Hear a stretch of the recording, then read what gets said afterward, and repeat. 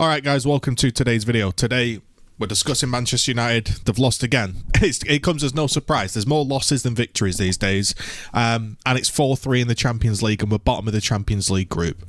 And look, if you were to say Ten Hag out, I can't genuinely sit here and give some expert defence of Ten Hag and say, no, he's been brilliant, how can you sack him? I get your opinion. I partly hold that opinion, but I also the majority of my opinion, I should say, I hold is the players. Now, I'm a new channel. I try to give my opinion on United. I try to give maybe a different one. So if you enjoy my honest takes, leave a like and a subscribe. I'm trying to grow. I'm a brand new channel and it's very difficult out here trying to grow. So any support helps, sharing the video and stuff. Now, when we look at the result, there's going to be a few people that are blaming VAR. They're going to say horrendous VAR mistakes cost us the game. I'm not sure I buy into it, to be honest. I think that's poor. And also, we're going to get into Ten Hag's lack of aggression when it comes to VAR and bad decisions, and it's why it keeps happening. But look, we've lost 4-3 in the Champions League, and I want to ask you guys, the fans, is it a shock? Genuinely, is it a shock that we lost today? It's not, is it? Well, at least to me it's not. I'm not shocked in the slightest we lost. I'm more surprised when we win. Now, why is that? If we were playing well last season and we've improved our squad, why is it going downhill? Well, I don't think our squad has improved. In fact, I think our squad has got much worse. I genuinely believe it's got much worse. Last season, we had Martial, and we had Ronaldo up front, and we had Rashford going up top occasionally, and, you know, there was stuff happening. We got rid of Ronaldo, we got sort of put Ronaldo on the left, Rashford on the left. He started scoring, Martial's been injured. We've got rid of Fred. He brings a ton of energy and ball winning. Our defence has been depleted. We haven't had the backups. Our goalkeeper, in terms of just shot saving, we've probably regressed because we've bought him to be a ball-playing goalkeeper and we've got no players for him to actually pass out to. Eriksen is another year older. We've got rid of, say, Mason Greenwood out of our squad. We've got Anthony now as our only right winger. Jadon Sancho doesn't play. I don't think our squad is any stronger. So let's look at the actual game itself. And let's dissect some things. So, we go 2-0 up, and we are objectively playing well. I don't think even the most stingent Ten Hag out person would think that we're poor and we didn't play well and the first 20, 30, 40 minutes was rubbish. No, we played genuinely very well. We were aggressive, we won the ball. Importantly, we kept the ball. A lot better at keeping the ball around, playing around the back. Weren't rushing things. Things seemed pretty good. But then we get the red card. And I'll tell you my opinion of the red card, because nobody seems to be saying this, but this is how I viewed it at the time, and I wake up and I still view it this way. I genuinely think Marcus Rashford was pissed off he's on the right wing. I do. I think he was playing that whole game, if you go and rewatch it, like a sulky, grumpy teenager, and he didn't want to be on the right wing, and he was pissed off he was dropped due to disciplinary reasons, even though they said it was injury.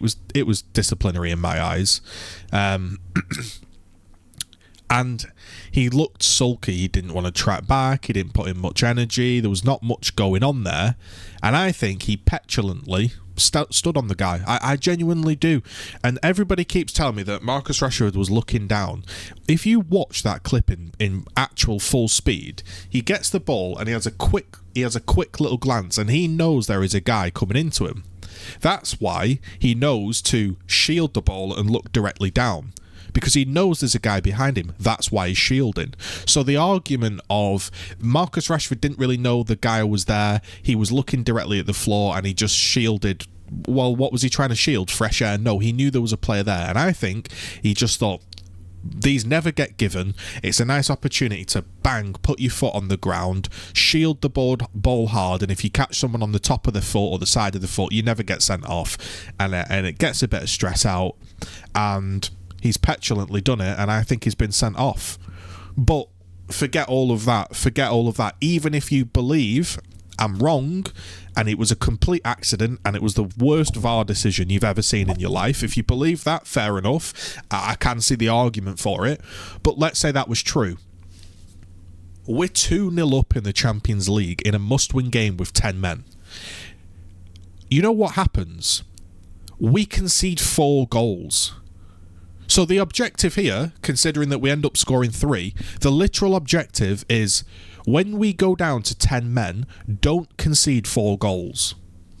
We couldn't do it. Now, why was that?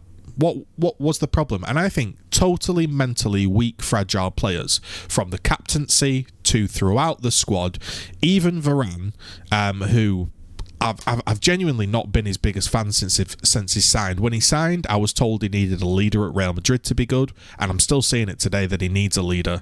Varane's of this untouchable god status at Manchester United, but from what I've seen at Manchester United, not been good enough. And even when he is good enough, he's permanently injured. So you go 2-0 down, and I ask you the question, the fans, when we went 2-0 down, did you just think it was going to be plain sailing? I thought the second we went down to 10 men, we were going to lose. And that's not right, is it? I shouldn't be thinking that as a fan. I shouldn't be thinking, oh, we've gone 2-0 down, we're going to lose the game. And for a brief few seconds, we hung in there, and then immediately we conceded, and then immediately we concede again, and heads go, everything goes. And look, you can say it was a ridiculous penalty decision. Again, I agree with you, but that is just the way it is. And up the other end, we got a ridiculous penalty that shouldn't have been a penalty, and so the penalty is a nil factor in this game, if you want to look at it that way. You could cancel each other out, you could call it 3-1. We're still going on at 3-1 to concede 3 more goals. There's just outright horrific. There's a section where Varane's playing out from the back like he doesn't know what football is. Wan-Bissaka passing the ball back to Onana at 100 mile an hour, which gives a corner, which gives a goal. Look, there's just a whole host of stuff again, and it gets boring, which is why I never do the match reaction immediately after the match, which probably I should do, but it just gets boring saying the same thing. Just think about this logically, lads, right? If you 10 Arg out and you think he's useless, fair enough, right? But think about this logically. We had Dalot as our starting right back because Wan-Bissaka, this is last year, couldn't do Ten Hag's football, and it was all Dalot, and he played for like 6 months and he was great. Then he went off the boil and Wan-Bissaka wasn't playing great and we decided we needed a right back.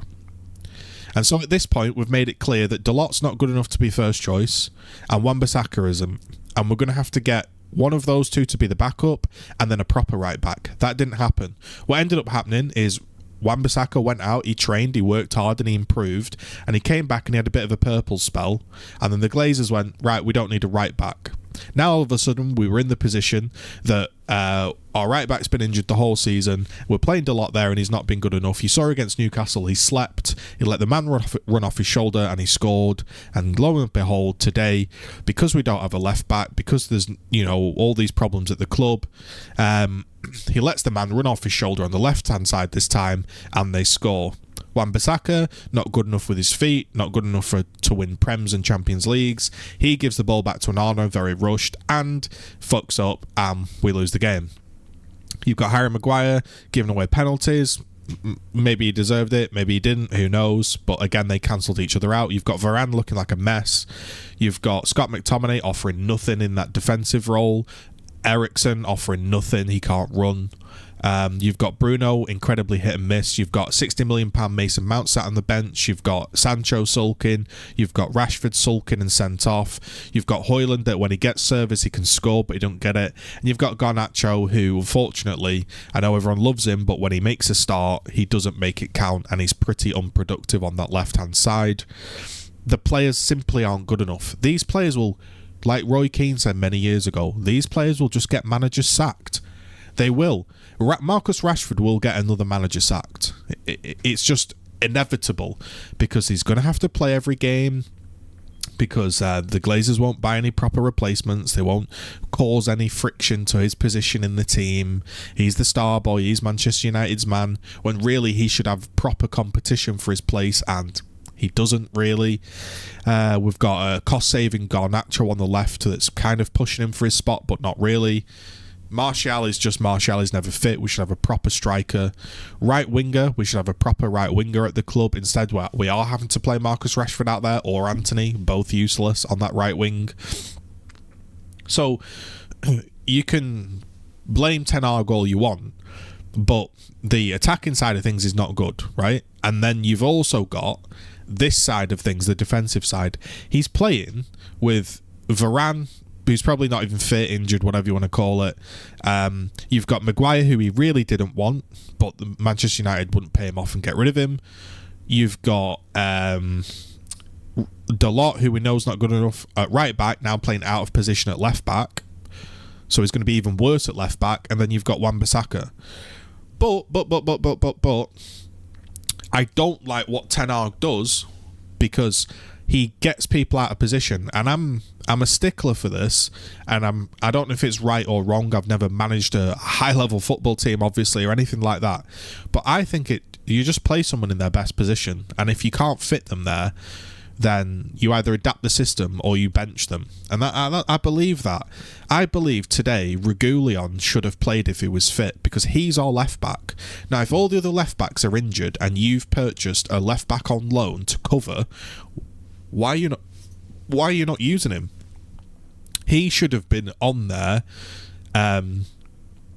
He should have been on there instead of Dalot. So you can blame the fact that Dalot's rubbish. You can say all of this like I've just done.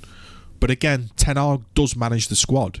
Why is he not playing Reguilon? You might say, well, he's rubbish as well. Okay, well, why has he bought him? And, you could say, oh, well, he realised he's rubbish, so he's going to play Dalot. But we know Dalot's rubbish. He's just been sleeping against Newcastle.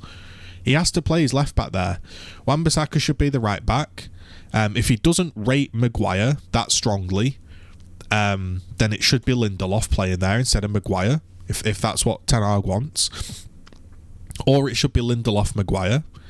And if Eriksen doesn't have the energy to play in these kind of games, it's going to have to be Hannibal or somebody, and he's going to have to coach them and explain to them to calm down and start giving away these erratic yellow cards and stuff. He's going to have to explain to Mason Mount what he wants him to do so he can get in the team. Hey, Mason, go on the right, go do a shift up and down that wing, crossing. You've got that number 7 on your shirt. It's what David Beckham used to do. Provide something, because Marcus Rashford isn't a right winger. So, he's got to manage the squad. Yes, our players are rubbish. Is he managing the squad well enough? I don't think he is. His in-game management is pretty weak, I would say. And I'm not Ten Hag out. The reason I'm not Ten Hag out, despite all these awful records he's broken and his consistent picking of the same players, there's no punishment. He's in a position where there are some people he maybe could play, but realistically, he's got his hands tied behind his back because he can't really play anyone else other than the team he's picking. That just makes it very difficult for motivation, makes it very difficult for just everything. If you know you're going to play, it's difficult. And if the quality on the bench isn't good enough to impact the game, it's very difficult. We had to just simply not concede 4 goals, and we didn't do that. We are shipping 4 goals, 7 goals, 6 goals. We are shipping goals left and right. So there's 2 lines of thinking. The players aren't good enough and they all should go. I agree. That's what really needs to happen.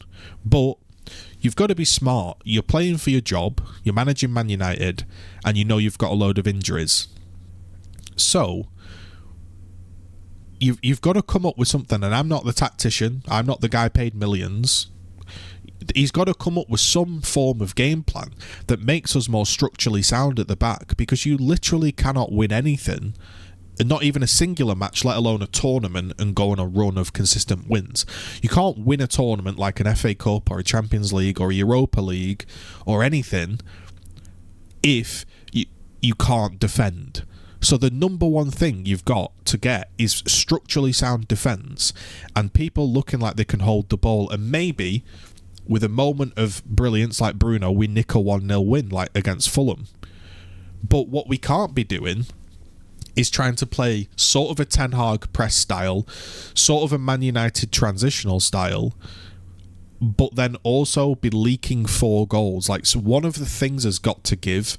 Now, if you had a perfect squad like Manchester City and you've got all the tools in the world, fair enough. You do your style, you do everything you want, and brilliant.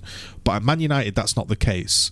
So we can either sulk about it and say, you know, this is terrible, terrible players, terrible system, terrible owners, terrible organisation above, whatever you want to call it. But he is the manager and he's working on something.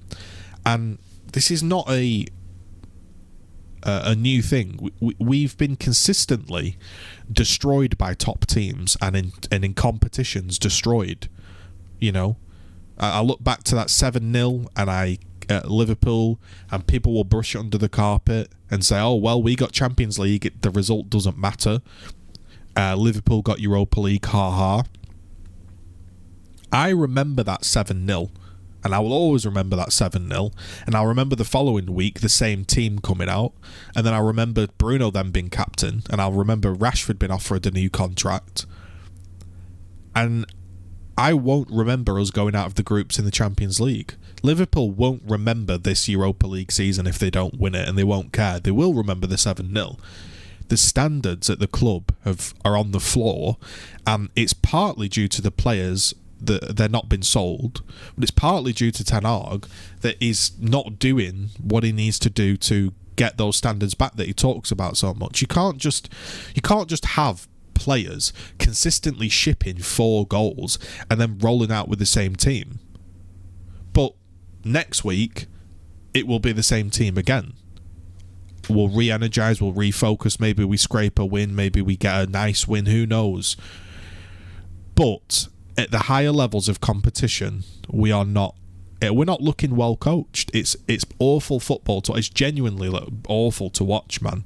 We had a nice 40 minutes. It was probably the first decent 40 minutes in a long, long time. And you could argue, well done Ten Hag. But look, if you're consistently letting in 4 goals, I know the players are rubbish, and he can't get on the pitch and defend himself. But help the team help themselves, if that makes sense. Playing a midfield 2 of basically Eriksen and Scott McTominay and then a makeshift back 4, that is not going to be structurally sound. And when you go 2-0 up, at 2-0 up, maybe the call should have just been, look, absolutely, totally compact now. Totally compact, and now we play on the counter. We carried on playing the same. Rashford gives away the red card. Everyone panics. Ten Hag's not calming anyone down. It was a mess. It was a complete mess. That's all I've got to say. I'll tell you who we play next, because actually my mind has forgotten. It shows how interested I am recently with this club. We play Luton. Now, Luton almost beat Liverpool.